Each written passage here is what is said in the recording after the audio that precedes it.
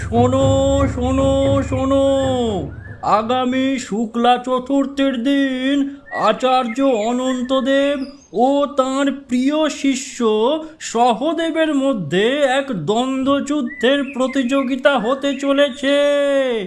যিনি বিজয়ী হবেন তাকে শ্রেষ্ঠ গুরুর সম্মান প্রদান করা হবে।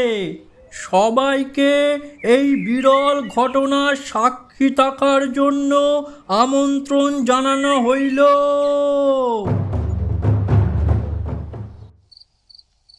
গুরুদেবের ভীষণ বুদ্ধি, উনি চুপ করে বসে থাকবেন না, আমাকে জানতে হবে উনি কি প্রস্তুতি নিচ্ছেন। শোনো, আচ্ছা ঠিক আছে গুরুদেব, আপনার কাজ হয়ে যাবে।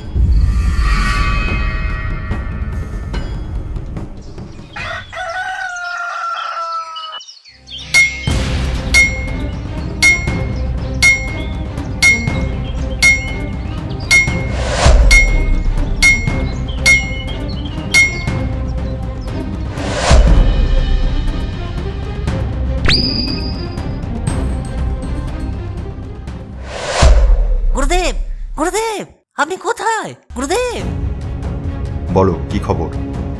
আগে দেখলুম আচার্য অনন্তদেব এই বড় একটা 10 হাতে তলোয়ার বানাচ্ছেন। বুঝেছি, দূর থেকেই আক্রমণ করার ফোন দিয়ে এঁটেছেন আচার্য। ঠিক আছে, আমিও দেখছি উনি কি করে আমাকে আক্রমণ করেন। উনি যদি 10 হাত তলোয়ার বানান তাহলে আমি 20 হাত বানাবো, দেখি কে জেতে। এবার আপনাদের সামনে সেই সময় উপস্থিত, আর কিছুক্ষণের মধ্যে শুরু হতে চলেছে। আমার মনে হচ্ছে গুরুদেবই জিতবেন। আমার কিন্তু সেটা মনে হচ্ছে না, আমার মনে হচ্ছে সহদেবী জিতবেন।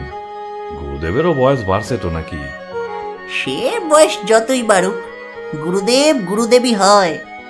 অভিজ্ঞতা বলেও তো একটা কথা আছে নাকি? তা তুমি ঠিকই বলেছ। গুরু অনন্তদেবের দেশে বিদেশে কত নাম, উনি শ্রেষ্ঠ আচার্য বলে কথা।